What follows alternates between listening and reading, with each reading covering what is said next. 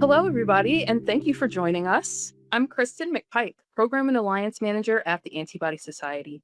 Today's webinar is one in a series designed to inform and educate our members in the broader scientific community about topics relating to antibody discovery and development. Today, our expert speakers, Fernando Garces and Christian Olson, will be discussing unprecedented precision in format design, making biologics better, faster, and cheaper. We'll also have three guests, Maria Pojuelo, Sandeep Kumar, and Bill Shirley joining us today, who will participate in a panel towards the end of the session. Please note this webinar is being recorded. Please add any and all questions to the Q&A box in the viewer, and the questions will be answered at the end of the webinar.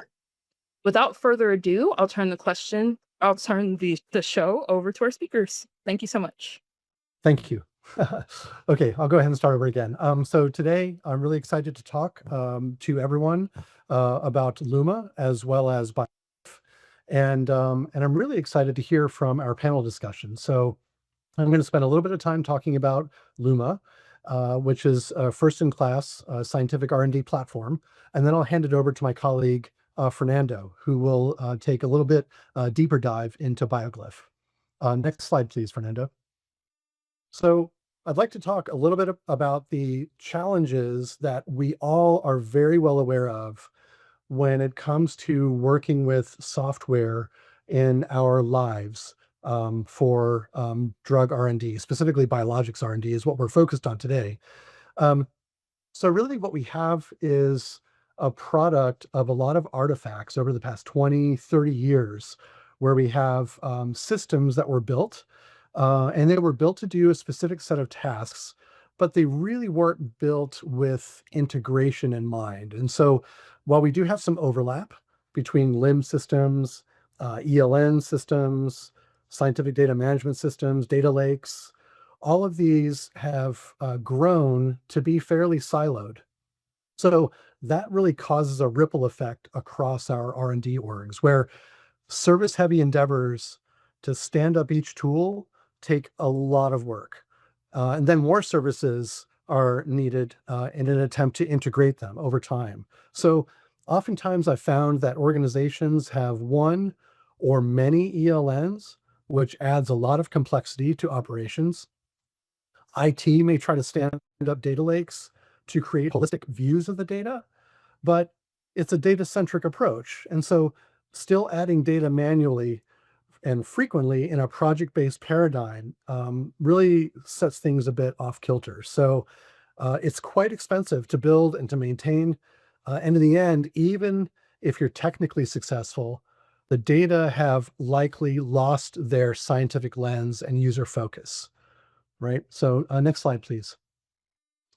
And so some of these challenges, we've actually kind of binned into three, what I call pillars. And that's visualization, analysis, and filtering large data sets, siloed data, and then workflow tracking and research duplication. So for visualization, analysis, and filtering your data, really those have required database expertise, bioinformatics expertise. Sometimes software learning curves are quite steep. And then you have a variety of data types, each with their nuances and specializations. And then when it comes to siloed data, as we all know, really impedes collaboration, not only within your site, but across sites, especially for those who have global sites. And then that really leads to experiment repetition due to prior results being misplaced or disconnected more often than not. And then for workflow tracking and research duplication, oftentimes we're left scratching our heads when a key person in the organization leaves. Who did what, and when did they do it, and what were the results? And so as the R&D landscape has changed dramatically over the years, the long-term trend has been away from small molecule therapeutics to biologics. When I say biologics, I'm talking about antibodies, multispecifics, oligotherapeutics, antibody drug conjugates. And really, each of those therapy types involves unique but overlapping components. Whereas previously, a lot of the software vendors and in-house IT specialists that could really focus on one therapeutic type Now they need to scope out and they need to handle this ever-growing list of modalities that have begun to come on the scene in quite successful ways. And so, in this context of what I call combinatorial complexity, the long-standing problems of siloed data and inflexible workflows have been massively compounded by the added dimensions of the scientific complexity. So we have a confluence that really we're faced with. So the problems are so deep and pervasive, and they're quite enduring. They've significantly impeded the pace of research, and they're a major contributing factor to the industry's well-known productivity problems and even failures in preclinical phase one, phase two. Okay, so if we can be more organized and more harmonized, more systematic upstream, we'll have better shots in our preclinical candidates. Next slide, please. So the challenge with multimodal therapeutics, as I mentioned, we've got a number of modes of therapies that have multiplied, and those modes have n levels of complexity, which are only magnified by our understanding of biology. We all know biology is hard. The endocrine system, the immune system, incredibly complex. Then there are genetic factors, there are infectious factors, there are environmental factors that all come to play at the individual level, at the population level, over time. And so really you start to see this complexity explode. And so Luma is really the first platform that's capable of handling the multiplicity and the complexity of multimodal therapeutics. And really underpinning Luma is what we call Luma Lab Connect, which streams data from instruments like LCMS or sequencing machines or flow machines. We can really bring all of those data from those instruments and bring them into Luma, harmonize them, precisely structure them so that you're able to work more efficiently. Next slide, please. And so we're really honed in on multispecific antibodies today. And so there's a combinatorial nature of multispecifics, and Fernando's going to do a deeper dive into that. But R&D has really been limited to a small fraction of multispecific molecules. And I'm just going to focus on bispecifics right now, okay? So even with bispecific antibodies, we've only been able to look at a small number of those. There hasn't been enough time or money to explore the combinatorial space. The software tools have not kept up. And because of the cost, scientists are really pushed to not test for diversity because there are major technical limitations to test just a few hundred multispecific antibodies. Next slide, please. And so the growing pipeline of new modalities, conjugate molecules, and target-focused research really amplifies these challenges. Okay, so the newer research is increasingly focused on multimodal discovery. Okay, and we look at just a little bar chart from 2019 to 2024, and even this year, 2025, we got many more candidates in the pipeline. And existing software and platforms weren't designed to handle this. Okay, and that's really what we want to bring to the community today. Okay, so we'll be talking about multispecifics. We're going to be talking about how you can be really more efficient with the work in silico. Okay, next slide, please. All of our users, all of our community really have had to go through a digital transformation process within their organization. And that's really what's needed to drive the scientific R&D from billions of dollars to millions of dollars a year, ultimately to deliver the critical care to our patients faster. And so we want to take that well-known drug discovery funnel, we want to broaden it as wide as we can at the top. Okay, so we have a greater number of candidates to scan through so that once we get more toward the bottom of the funnel, we have a better chance at finding something meaningful. So we can screen more compounds, including previously compounds that we couldn't see. We can identify the failures and breakouts earlier, and we can really accelerate development of high potential and safe candidates to reduce the long development cycles that have had in the past a notorious unclear probability of success. Next slide, please. And so Luma is a, as I mentioned, first-in-class scientific R&D platform. Luma sits at the center. That's where all the data are harmonized and structured. It's an open platform, so moving your data in and out from your favorite software tools, whether you're on a flow cytometry machine or an LCMS machine or whatever, you're able to plug into Luma, provided you have API. Okay, so we make it very easy to move data in and out, as well as if you have your own software that you developed. You have a Docker container that you're able to access through API, you can plug that into Luma as well. Okay, next slide, please. So Luma is really about creating digital threads for all stakeholders within a workflow. Whether you're designing proteins, whether you're doing protein cloning expression purification, or you're characterizing those proteins, or you're running assays, or if you're in scientific IT, right? All of those people come to bear in this workflow. And so these digital threads are really meant to centralize and harmonize all of these processes and data in real time as you work. So we're really in the middle of a paradigm shift, going from retrospective to proactive real-time decision-making. And we're using the term that we didn't come up with, but we're using the term lab in a loop that allows you to iterate in your R&D loop more quickly and more efficiently. Next slide, please. And to illustrate a little bit more about what these scientific digital threads are specifically for antibody discovery, we've binned out these activities into this well-known paradigm of design, make, test, and decide. Okay, so underneath the number 1 box, we're talking about your format design for your molecules and protein engineering. Underneath the making of the materials for cloning, design, and execution. And then you move into expression purification, characterization of the protein. And then you're going to make decisions. You're going to test those materials. You're going to look at what the data say, figure out if you need to go back and maybe perform rescue for some of those formats, or if you're going to fail some of those formats, or you've got candidates that you can move on. Now, underpinning, I don't want to let this go unsaid, but underpinning this is integrated registration.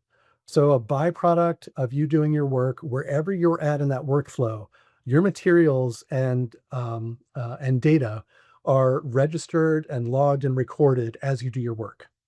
So it happens automatically behind the scenes. So you don't have to stop your work from designing your formats to creating panels and then handing that work off to the next team.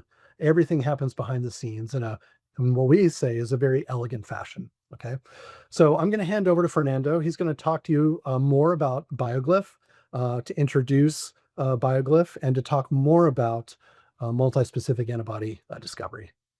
Take it away, Fernando. Can you hear me okay? Perfect. Good morning, everyone. It's very excited to be here and introduce BioGlyph and how BioGlyph works integrated with Luma to build an end-to-end workflow for biologics, and today with a specific case study of the multispecific antibodies. So briefly about BioGlyph, it was founded back in 2023, and since last year we have engaged in a critical partnership with Dotmatics. As a mission, we have basically to develop user-friendly software that empowers scientists to design, register, and optimize multi-specific antibodies. So we're a team of protein engineers developing software for protein engineers and everyone else involved in the workflow of biologics. So our intention is really to build user-friendly software that intends to democratize the access to sophisticated tools in protein design and engineering for everyone to use. So at the end of this quick webinar, I hope you guys go away with the sense that we have indeed cracked the code about the multispecific naming structure. We have developed for that a universal language, which in an agnostic manner can capture more than 300 million different protein formats. So this really allows scientists and protein designers to go very creative on their approach to the idea and design of whatever modality they may have to come up with for a given indication without fearing that the system may or may not register properly that same format with the format properties. Every sequence that comes into BioGlyph is properly validated, so BioGlyph becomes your source of truth for every amino acid sequence that comes in and comes out. We can also handle very large data sets of sequences coming from discovery or even from engineering effort. We allow for the smart assembly of multi-specifics to form your final molecule, your final therapeutic, in a way that all the sequences from each building block are smartly concatenated to generate the full length chain. So no longer you have to use Excel files with copy paste to do that. Also, will help you to detect what is that you have in your tube. So once you make your molecules and you bring them to QC, for example, using detect mass from the intact data, you will see that BioGlyph will not only help you to confirm if you have made the right molecule, and if you're not, which impurity you have in your tube by generating the sequence set of that same impurity, as well the format of that same impurity. And lastly, how can we conduct search across our database without identifiers by adapting our design path into a search path? So briefly about the problem statement in the multispecifics. So many of you may know that around 10 years ago, we had the two first multispecifics approved by the FDA. 10 years later, we have many more already in the market and hundreds of them currently in clinical development. So the naming structure that started by being like a brand name of names like BITE or XMAP or CrossMap do no longer continue to capture all the format properties that we generate as we increase the diversity of these formats in the pursuit of new mechanism of actions. So we no longer have a system that will capture with accuracy what is that our molecule looks like. So BioGlyph, instead of focusing on the final molecule, we take a step back and look into the building blocks. And as building blocks, we have, for example, here these 10 building blocks, and we have more, can be customized. Those 10 building blocks we have in the slide are mostly antibody-based fragments with FCs, Fabs, single-chain Fabs, single-chain AVs, DHAs, but not only. Also have mini proteins, de novo, muteins, and reagents. So a very broad scope in terms of protein types that we can use as a building block. And then what we do, using our proprietary design path, is to simulate the connections of those building blocks together using the ANC termini dogmas from molecular biology. And by doing that, we'll capture the format, let's say format structure, or the building block spatial rearrangement of those building blocks to form a format. So as you can see here, BioGlyph is using the color code to capture the target specificity. So in this case, we are working with a tri-specific, blue, green, and purple.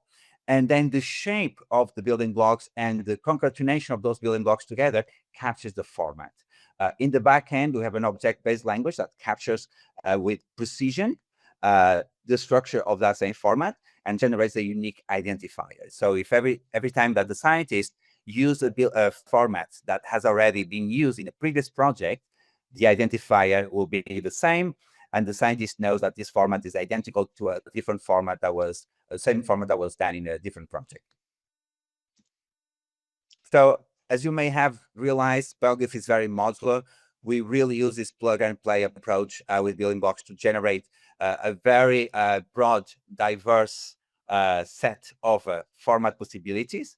But the building blocks on their own, they are also very modular. So to make building blocks, we use components. And what is that? Components are, for example, constant regions of antibodies, can also be linkers, can also be masks, and even other structures. And by using this modular approach with components, we can also generate always new building blocks. And more building blocks we generate, the further we increase the format diversity that BioGlyph can capture in the lab. I'm sure that many of you can empathize with that. For many, many years, been focusing, capturing, pursuing the very large libraries, looking for how much diversity we could get for a given target during discovery, because we know that a given sequence may give you just the right profile that will meet your TPP. Well, indeed, now that we are moving away from canonical antibodies and pursuing more and more diverse formats, many of them do not exist in nature, the format diversity becomes also an important aspect in terms of your the behavior of your molecule for developability, but also mechanism of action. But as you can also recognize, the diversity space of the multispecific antibody formats is not being really explored, as Christian mentioned, to its full potential at the moment. One of the reasons is really the software support for this effort. Up until now, we couldn't really capture in agnostic manner formats that we're designing on the go. But now with BioGlyph and using our plug and play approach, as you can see, we can capture over 300 million different formats in agnostic manner. So this really enables the scientist to not be afraid whether that format that is designing for testing very early on in the project may or may not be captured by the format for the software. And so by doing that, we are now bringing the format diversity to a scale that is becoming closer to the sequence diversity. And we believe that both sequence and format diversity will be the most important factors in the development of this new class of biologics. Very good. So using the example of a very high-level representation of a workflow for multi-specific antibodies, we can map where the software solutions from BioGlyph can really help to either transform or enhance each step of the way. So starting with the project creation, where we come together and we decide what's going to be the target or targets and what's going to be the TPP. Then we can use the BioGlyph DPAT to design the formats, and with that, design the modalities. After that, we have the sequence step, where we bring sequences from discovery, from engineering, and go through a sequence validation process. Make sure that every sequence that comes into BioGlyph is properly annotated for. Then we have a set of tools to help with the sequence selection, also with the building block generation. And then once we have all the building blocks that we need to make a given format, we can proceed with the generation of the final molecule. Then once those molecules go into the lab and we have purification and QC data, we can bring that data back into BioGlyph and map that data into the 2D representation of BioGlyph and help really understand what is that we have made in the lab. So starting with the very first step, the design pad here described as DPAT was really the first step, the first tool that BioGlyph came to design. So as you can see, we have a very simplistic, minimalistic interface where we have building blocks on the left-hand side. We have the center where we bring those building blocks and we connect them, just very much like I've shown before in that video. And then every format that we save to the project will show on the right-hand side. So in the back end, we'll have the proper capture with an object-based language of every building block type, the target that every building block recognizes to, and the connections between the building blocks. So every information regarding the annotation of these formats will be guaranteed in the backend. And of course, because we have rules for format uniqueness, over time we'll be building a universal library of formats that your organization may be pursuing over time. So BioGlyph has 5 levels of annotations, starting with level 1, the final format, multi-specific format of any therapeutic molecule, really. Then the building blocks, followed by domains or components, regions like CDRs and frameworks, and then the sequence. And this is very important because the workflow that I'm using as a case study right now starts with the design of the format and ends with the sequence. But we understand that many other workflows may want to use BioGlyph in a place and in a time where the sequence is already designed and generated. So at that point, those sequences can come into BioGlyph, and BioGlyph can do the reverse process and go from the sequence all the way up to the format. So this is very important because it allows scientists to be very modular on the deployment of the BioGlyph with other softwares that may have already in the lab.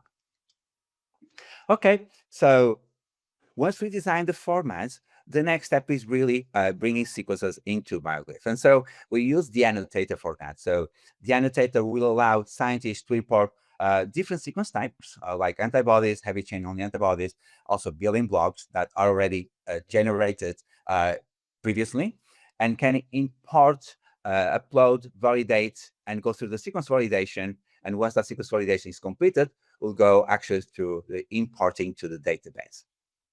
As an example, so every sequence is coming in, automatically generated flags will be showing if every sequence or every residue is different from the reference library that we have in BioGlyph, will flag, and then the users will have the option to study each of those flags and make organized decision about, do I accept the flag, or I reject, or I ignore. So we tell the user what is different on the sequence regarding the reference library. But if the user says, for example, this mutation or this deletion was done by design, the user has the power to overrule and proceed with that sequence into the BioGlyph Luma software. So once all those sequences are in BioGlyph, the scientists can use other BioGlyph software to analyze very large data sets, as I said, coming from discovery and engineering. With that, you can annotate every single mutation that was done in the engineering panel and build the relationships between parent and child. That's very important, as you can see. Also deploy multiple sequence alignment to actually look into every subset of parental antibody or parental sequence, not just antibodies, but also mutants and other building block types. As well, every, let's say, sub-sequence or children done and designed for that parental, then can look into the large data set with the phylogenetic tree, and then also look, for example, to the dimensionality reduction and look for examples of convergent and divergent evolution in very large data sets. So the building block generation is a step that is very important, and I think we should spend some time here, because while some building blocks are already building blocks from the beginning, like a mutant, other sequences, like the FE in the BioGlyph terminology, is not per se a building block. And that's because every building block has a direct correlation with a biological target. Since the FE on its own is not stable enough to show activity, binding or function against target A, B, or C, the FV has to be grafted into a more stable scaffold. And that can be a Fab, can be a single chain V, can be a single chain Fab. And so in this case, what we have is the example of the generation of building blocks using FVs and the Fab of the scaffold, where users can select which FVs they want, together which constant regions, like the CH2 and NCL, will be coming from the BioGlyph library of components to actually assemble this Fab building block in a very modular manner. So this is very, very similar to what happens then with the final format. We allow the users to break down big problems into small problems and then have all the flexibility to make all the combinations that they wish. Once we have all the building blocks that are required for a given format, scientists can come to the multispecific panel generation and then associate which building blocks they want to a given format. So this really allows for the scientists to control which building blocks goes into each format. It also allows the scientists to make decisions about the panel size that comes then into the lab for production. And this also allows the scientists to aggregate all the metadata that has been generated so far until this point in the workflow, starting with the 2D resolution of the formats, the 3D, because many of the structures for each of the building blocks will be generated by now, as well the sequence set. And it's very important because at this point, the sequence set that is coming for each molecule is automatically generated by concatenating each building block together using the format as a template.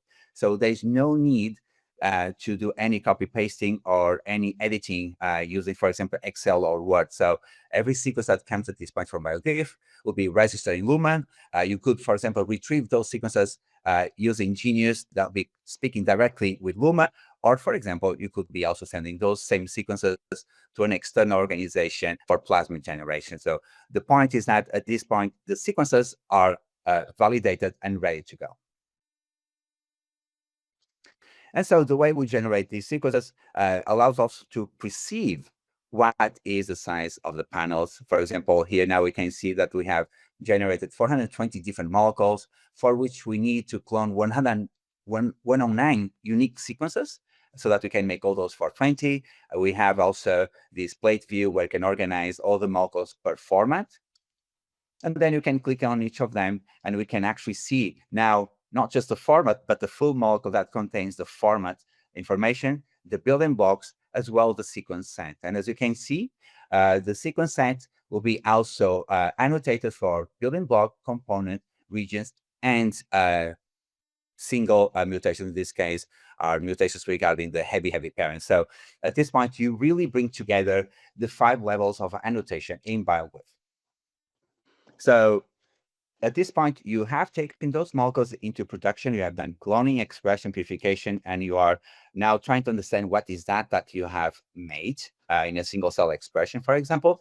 And you are now bringing into BioGlyph your observed molecular weight and use the software detect mass. So at this point, what you can do is either, if the molecules already were generated in BioGlyph, just generate the BioGlyph identifier for each molecule, plus the observed molecular weight that comes from each peak in your LCMS intact mass. Or if you don't have actually the molecules already in BioGlyph, what you can do is just upload the sequence set together with observed molecular weight for each peak. And what BioGlyph will do is first tell you whether you have made or not the molecule that you are hoping to. And if you have, we'll detect that as a match. And very interestingly, which I think is very important as well, is in case you have not, what is impurity? And we'll tell you what is the sequence set of that impurity.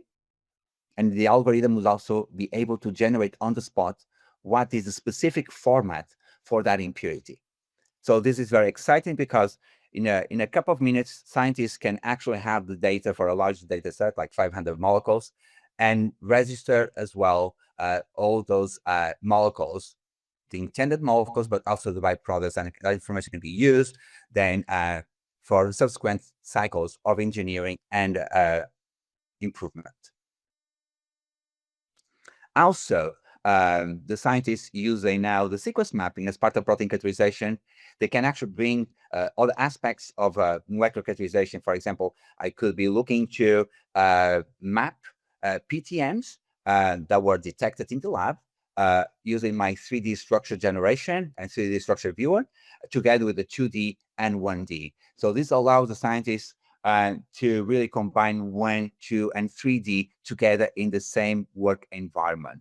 BioGlyph will generate, as I mentioned before, structure for every building block that are part of the molecule.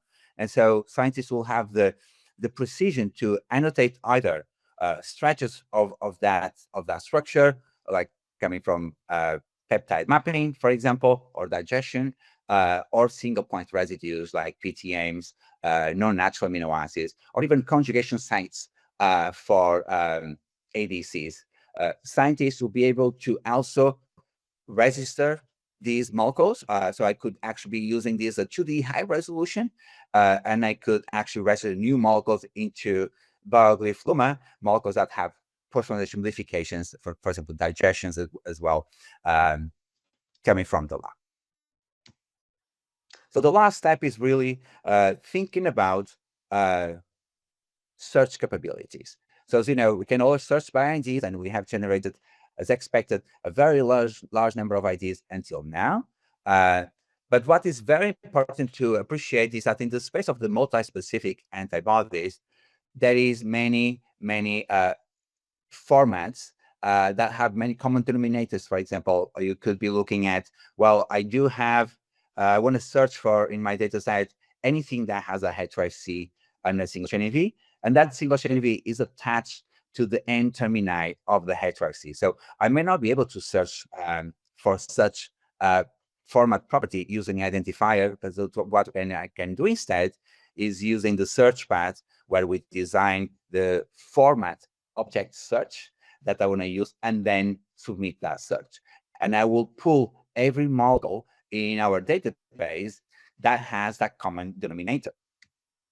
And then what I can do is really pull every data point associated to that molecule that has my common denominator, that is the H5C and a single chain AV, for example, and then combine in silico and experimental data.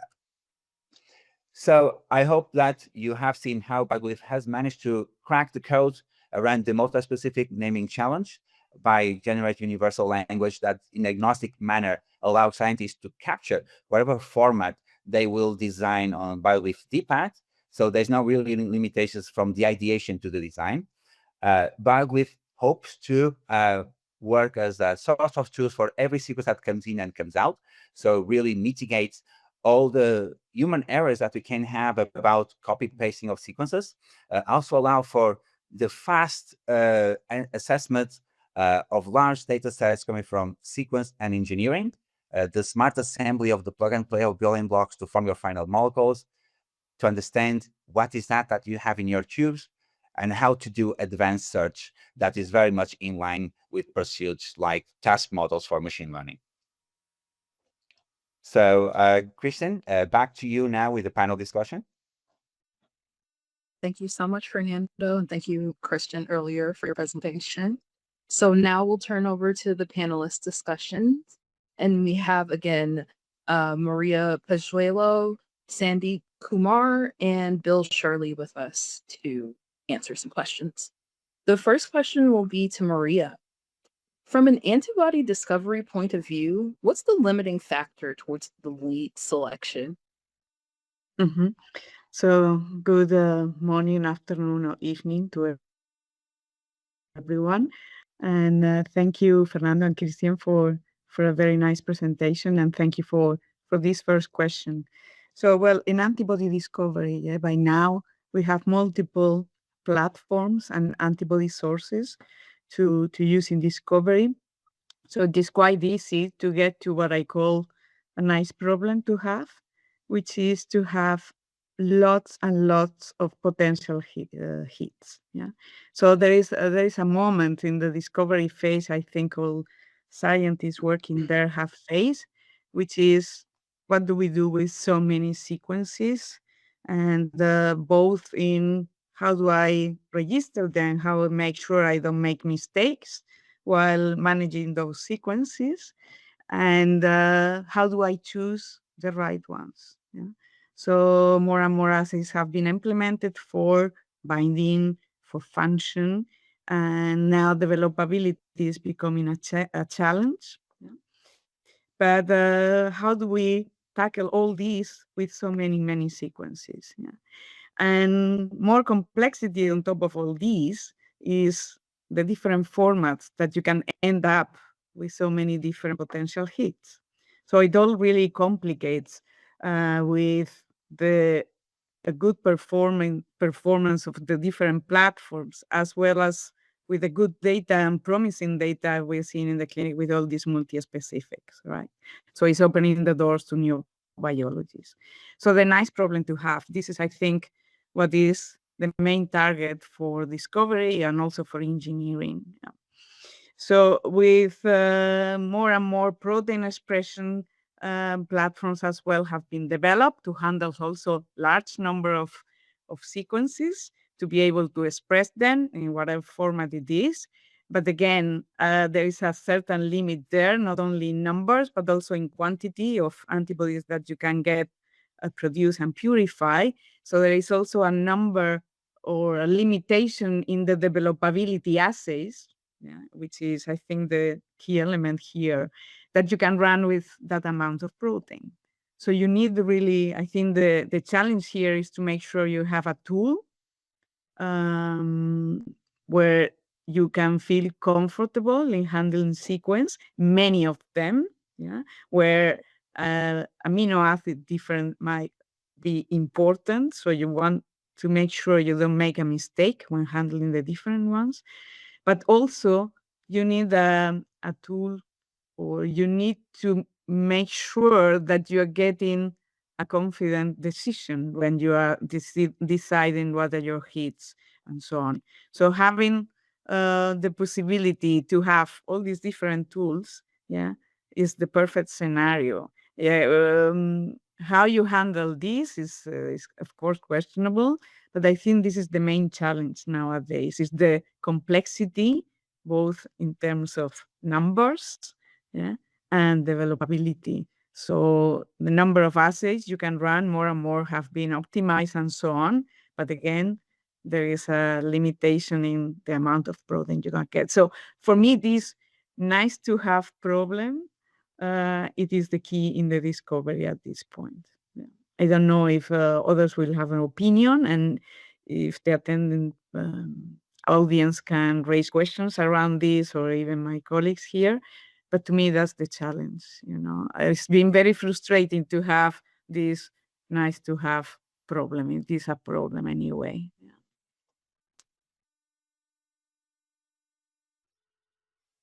That's my view. Thank you so much, Maria. If there's no feedback from any of the other panelists, I'm happy to move to the next question. So the next question is for Sandeep. Turning to the design and engineering of multispecific antibodies, how do you approach selecting the initial components and then engineering them into a final molecule by assembling the building blocks together? So thank you, Kristen, for asking this question. And of course, greetings to everyone on the call.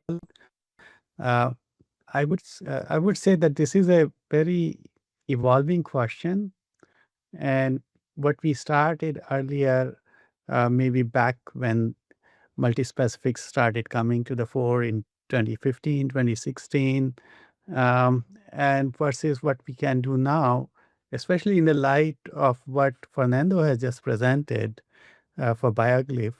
I think the answers would be very different. But the core for me is always has been that it's one thing to discover a molecule, another thing is to make a medicine out of it. And so how I would approach would be, I would look at different specificities and the binders to those different specificities. What are their physicochemical properties? What are the germlines these binders have?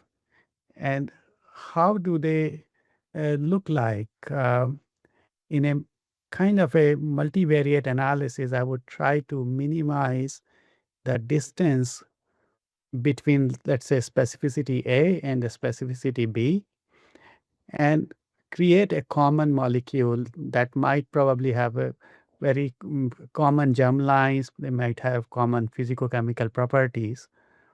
And that probably would be the key to assure that we have overall molecule when it is assembled, we don't have any surprises, or we don't have too many things. Because in biology, interaction is always important, and 2 + 2 is not always 4. It can be, because of molecular interactions, it can be 3.5, it can be 4.5. So I think it's very important to really understand the components first in terms of physicochemical properties, and then choose the partners that are really close in terms of physicochemical properties, not in terms of function.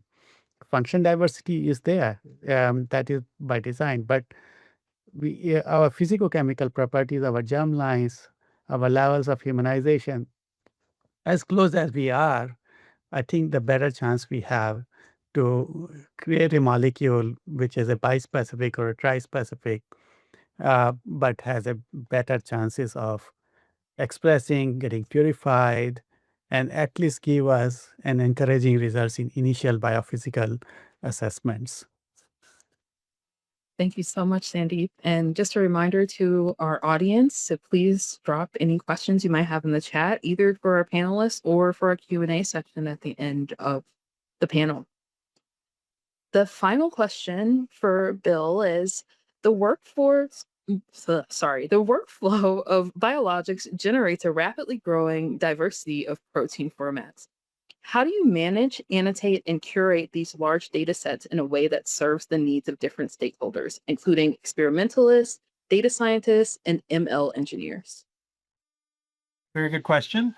Indeed, the large number of large molecule projects that we're embarking on here at Gilead has expanded dramatically. And so we've moved well beyond, as we expanded that group, monoclonal antibodies to modalities such as ADCs and the multispecifics is what we talked about. And so unlike traditional monoclonals, these new formats introduce not only sequence diversity, but also format. And we've talked about that at various points here. That creates unique challenges for designing these biologics to meet the medical needs. So we have challenges here with the introduction and expansion of large molecule work here. So meeting this challenge, and I'm on the informatics side, required an entirely new approach on the design side, how they were done, but also on sort of my side of the world, the informatics side of the world, how things are registered, annotated, managed. So that's across the entire workflow. So what we did is we looked at existing software. At Gilead, we use a combination of commercial software. We have our own in-house software. We found that there was nothing present that could solve this emerging problem, and thus we were limited who we could seek. And it was through this we became familiar with and connected with BioGlyph. And what we have found, and we've been just very happy to watch, is a BioGlyph has developed a system which is format agnostic, and as you saw in Fernando's presentation, building block based language is the way how many people like to think about that. And to the scalable question, it could register hundreds of millions of formats without knowledge. It can also rescue formats if it hasn't been predetermined. And so this means that all of the scientists, not only those in what we call the protein therapeutics area, but in other areas that bridge them, the screening group and et cetera, are able to know precisely what's in the tube. So BioGlyph is sort of a unifying thing for research here at Gilead. It allows us all to have a common view and understanding, both visually as well through the 5 levels that Fernando was showing, the level of details that you might need.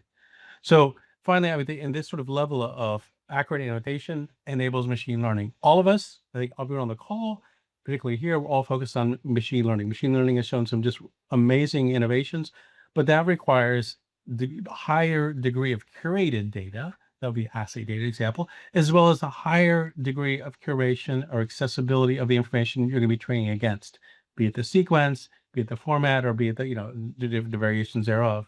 So the enablement has been we've been very much enabled through the features and capability of BioGlyph to provide that annotation and provide that information. Also, part of machine learning is knowing what subset you're going to train on. Are you training on for one campaign, your one therapeutic project, one binding domain? And so the ability to search by structure or search by building blocks has really made this possible. So we can do a variety of machine learning models with it. So I hope that answered your questions, because those are the stakeholders we're trying to serve here: the experimentalists, and a group we call DST, the data science, a group we call RDS, data science group, and the machine learning engineering. And we find this to be a solution that broadly assists us here at Gilead. Yeah, Bill, I was really glad to hear you talk about not only the sequence space, which we've been exploring for a while, but also the format space. And when you combine both of those, it gets really unwieldy fast. So, and I'm glad to hear how you all are tackling that. All right. Thank you so much to our panelists for answering our questions. And now we'll open it up for the Q&A. So audience members, please add any questions that you have to our Q&A box above. We'd love to hear what you all learned from today's webinar, any key takeaways. And in the meantime, I will just say thank you again for this insightful presentation, Fernando and Christian, and thank you to our panelists again. And the on-demand version of this webinar will be available on YouTube, and a link will be sent by email of the recording to everyone who registered. So you'll be able to watch this and any of our other on-demand webinars when it's convenient for you on the Antibody Society's YouTube channel. Thank you, Christian. I also like to say thanks to my colleague, Christian from Dotmatics, to everyone that managed to call back in today, to the Antibody Society organization. Thank you for having us today, and for our special guest speakers, Maria, Sandeep, and Bill. Really happy to have you guys joining us today. Thank you. Thank you all so much. Seems like the audience might be a little shy. I'm not seeing very many responses from anyone. Maybe it's a long week. So if we don't have any questions, I suppose we can wrap up early. Thank you all again, and thank you to our attendees. Oh, wait, just kidding. Got a question. What does the panel think about the immunogenicity of such molecules? So should I take it? Should I go first? Yeah, I think that's a question for you, Sandeep. Okay. Thank you. So I think that's a really valid question, and immunogenicity is actually is the biggest elephant in the room when it comes to multispecifics. And of course, in any kind of engineered immune molecules. And it's really hard to understand because immunogenicity is not just like high percent humanness, and just because that you have a very high human antibody, you would be able to say that it is not going to um, generate too many anti-drug antibodies. It's also the structural question. It's also the molecular stability question.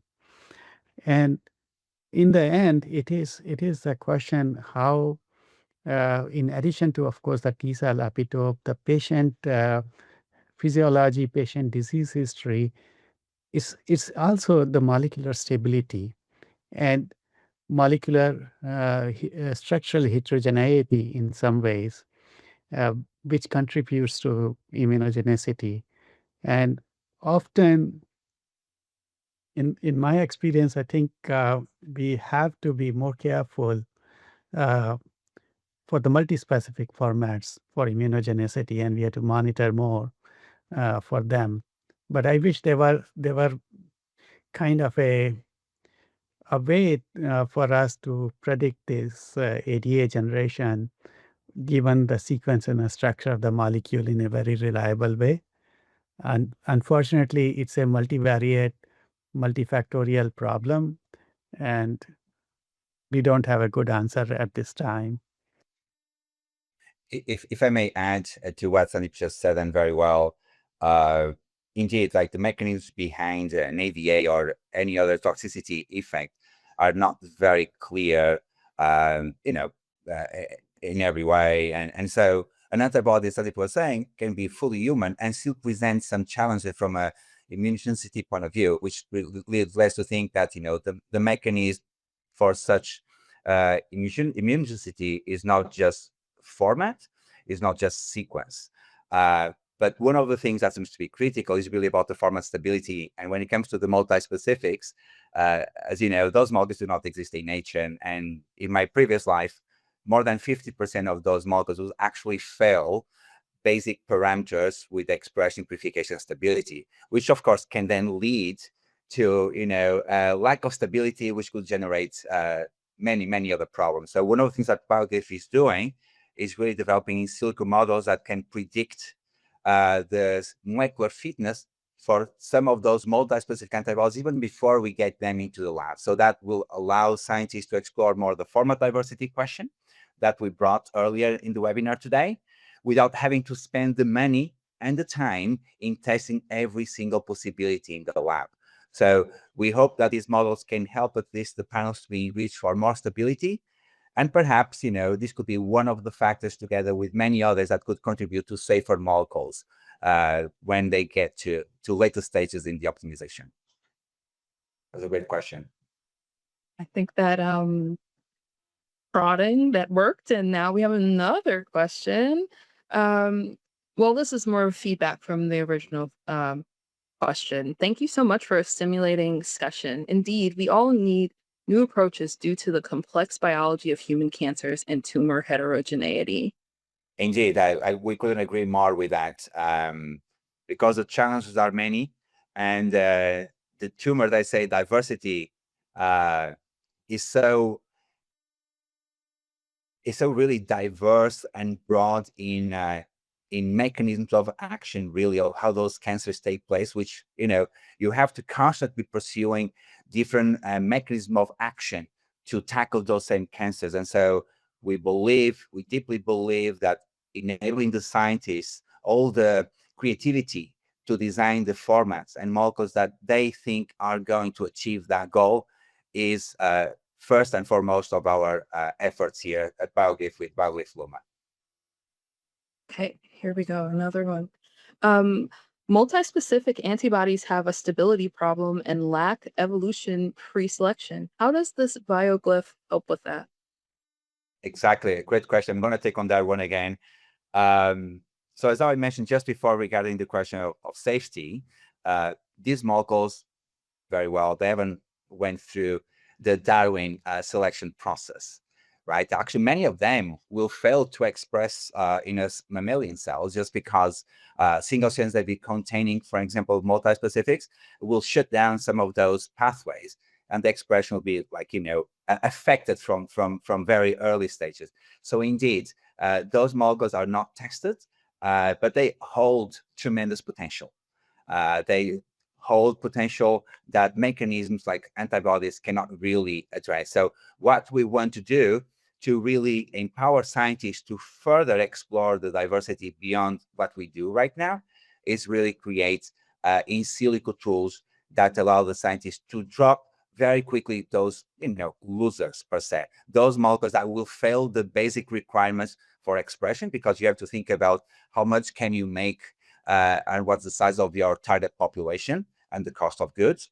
Also thinking about what's the mechanism of action and the route of administration. So if you're going to go sub-Q or IV, that will shape the requirements of your TPP and therefore the stability and requirements of your molecule. So all of that has to be brought very early on in the process. And then, of course, with the right tools and the right combination of tools, because it's a very broad problem.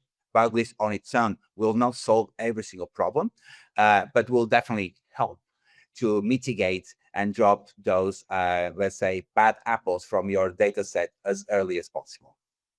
Thank you so much for that feedback. And thank you, audience, for jumping in and having a couple questions for us. We really appreciate that. I think that is going to wrap us up for today. So as I mentioned, again, the on-demand version of this webinar will be available on YouTube shortly. The link will be sent by email to everyone who registered, and feel free to watch this webinar or any of our other on-demand webinars when it's convenient for you. Thank you so much, everybody, and have a great rest of your day.